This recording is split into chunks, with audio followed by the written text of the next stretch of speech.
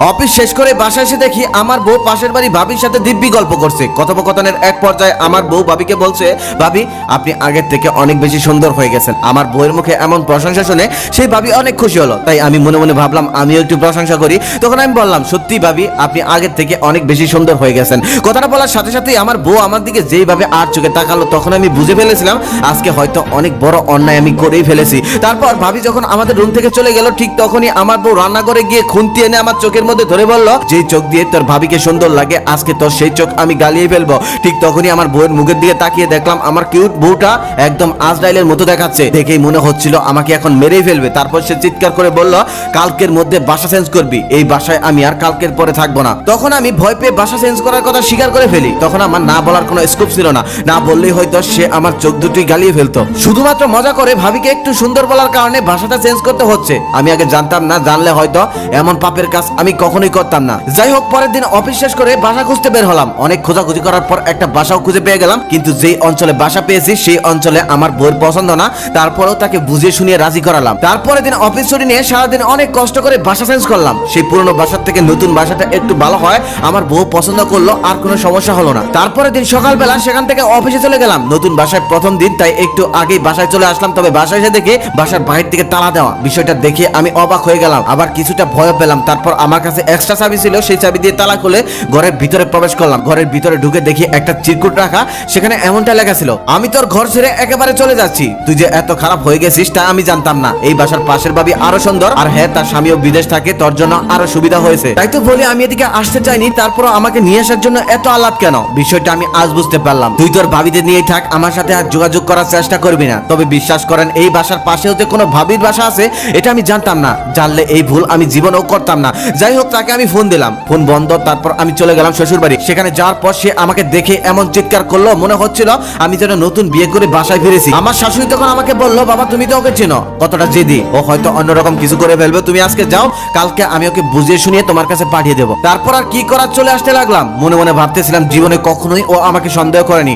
আজকে শুধুমাত্র ভাবিকে একটু সুন্দর বলার কারণে আমার লাইফটা এলোমেলো হয়ে গেল। এখন দেখি বিনা কারণেও আমাকে সন্দেহ করা শুরু করে দিয়েছে। রেল লাইন ধরে হেঁটে হেঁটে যাচ্ছিলাম আর চিন্তা করছিলাম। ঠিক সেই সময় দেখি একজন ভদ্রলোক রেল লাইন দিয়ে হাঁটছে, ট্রেন এসে গেছে, তারপরও সে সরছে না। দেখেই মনে হচ্ছিল অন্যরকম কিছু ঘটতে যাচ্ছে। তারপর আমি দৌড়ে গিয়ে টান দিয়ে তাকে বাঁচালাম। আমি যদি এখন এখানে না থাকতাম তাহলে হয়তো এতক্ষণে তার অনেক কিছু হয়ে যেতে পারতো। তারপর সে ভদ্রলোকটাকে আমি প্রশ্ন করলাম, ভাই এমনটা করতে যাচ্ছিলেন কেন? জীবনটা কি এত সহজ নাকি? তখন ভদ্রলোকটি চোখের পানি মুছতে মুছতে বলল, ভাই আর বললেন না ভাই, যেহেতু আপনি আমার জীবন বাঁচিয়েছেন তাই আপনাকে বলি, আল্লাহর রহমতে 3-4টা ব্যবসা প্রতিষ্ঠানের মালিক আমি, টাকা পয়সা আমার কোনো অভাব নেই। আজকে একটু আগে আমি বাসায় ফিরে দেখি আমার স্ত্রী অন্য একটা পুরুষের সাথে আপত্তিকর অবস্থায় শুয়ে আছে। সেটা দেখার পর থেকে আমি আর নিজের মধ্যে নেই। বলুন তো, একটা পুরুষের জীবনে এর থেকে বড় কষ্টের কিছু আছে নাকি? আমি আমার স্ত্রীর জীবনের কোনো চাই অপূর্ণ রাখিনি। যখন যেটা চেয়েছে সেটাই দিয়েছি, শুধুমাত্র তাকে তেমন একটা সময় দিতে পারি না। বোঝেনি তো, 2-3টা ব্যবসার চাপ আমাকেই সামলাতে হয়। তার গল্প শুনতে শুনতে রেল লাইন ধরে হেঁটে সামনের দিকে যাচ্ছিলাম, আর মনে মনে ভাবছিলাম দুনিয়ার সকল সমস্যাই বুঝি বউদের জন্য। তার একটু সামনে যেতেই দেখলাম একজন ভদ্রলোক রেল লাইনে বসে বসে সিগারেট খাচ্ছে। তারপর তার থেকে আগুন নিয়ে আমরাও 2টা সিগারেট ধরালাম। লোকটাকে দেখেই ভদ্রলোক মনে হচ্ছিল, তাই তাকে জিজ্ঞেস করলাম, ভাই এত রাতে আপনি রেল লাইনে একা একা বসে আছেন কেন? কোনো সমস্যা নাকি? লোকটা তখন দীর্ঘশ্বাস ছেড়ে বলল, ভাই আর বললেন না, আজকে আমাদের 4র্থতম বিবাহ বার্ষিকী। গত 3 বছরের এই দিনে প্রত্যেক দিন আমি আমার স্ত্রীর জন্য একটি করে গোলাপ আর একটি করে চকলেট নিয়ে বাসায় ফিরেছি। আজকে ভুলে গিয়েছিলাম, যার কারণে সে আমাকে বাসা থেকে বের করে দিয়েছে। এটা বলার সাথে সাথে আমরা ফিক করে হেসে দিলাম। লোকটা তখন বলতেছে, ভাই আমার দুঃখের কথায় আপনারা হাসেন, দিনে অফিসে বসের জ্বালা আর রাতে বউয়ের জ্বালা, এত জ্বালা নিতে পারছি না, জ্বালায় জ্বালায় জীবনটাই শেষ হয়ে যাচ্ছে। তারপর আমাদের দুজনের ঘটনা ওই লোকটাকে খুলে বলতে লাগলাম। ঠিক তখনই পুলিশ এসে আমাদেরকে ঘেরাও করে ফেললো আর বলল, আপনারা এত রাতে এখানে কি করছেন?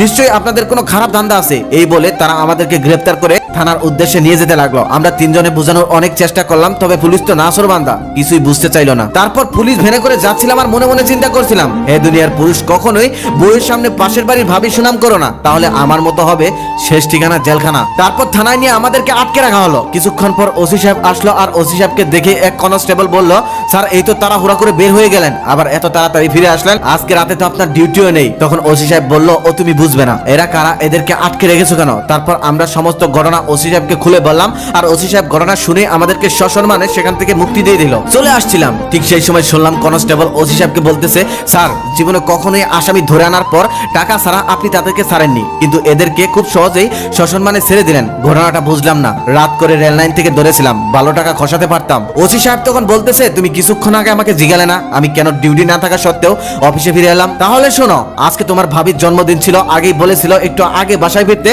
আর তুমি তো জানোই কাজের চাপে আমার দেরি হয়ে গেল, একটু বাসায় যেতে দেরি হয়েছে, তাই আমাকে ঘরে প্রবেশ করতে দেয়নি, যার কারণে ভাবলাম আজকে রাতটা থানার মধ্যেই কাটিয়ে দেই, কি আর করার। তখন কনস্টেবল ওসি সাহেবকে বলতেছে, স্যার এই কথা আর কাউকে বললেন না, আপনি 3 থানার ওসি আর আপনার বউ আপনাকে ঘরে প্রবেশ করতে দেয় না। ওসি সাহেব তখন বলতেছে, ভাই বউয়ের কাছে কোনো ওসি চলে না। আমি তখন চলে আসতে আসতে ভাবতে লাগলাম, যেই বউয়ের কারণে ফেসে গিয়েছিলাম সেই বউয়ের কারণে আজকে ছাড়া পেয়েছি। আজকে যদি ওসি সাহেবের সাথে এমনটা না হতো তাহলে কখনোই ওসি সাহেব আমাদেরকে ছাড়তো না, আজকে রাতে হয়তো থানার মধ্যেই মশার কামড় খেতে হতো। গল্পের শিক্ষা, বউয়ের সামনে কখনোই পরনারীর প্রশংসা করবেন না, কারণ নারীরা সবকিছু সহ্য করতে পারে, এই জিনিসটা সহ্য করতে পারে না।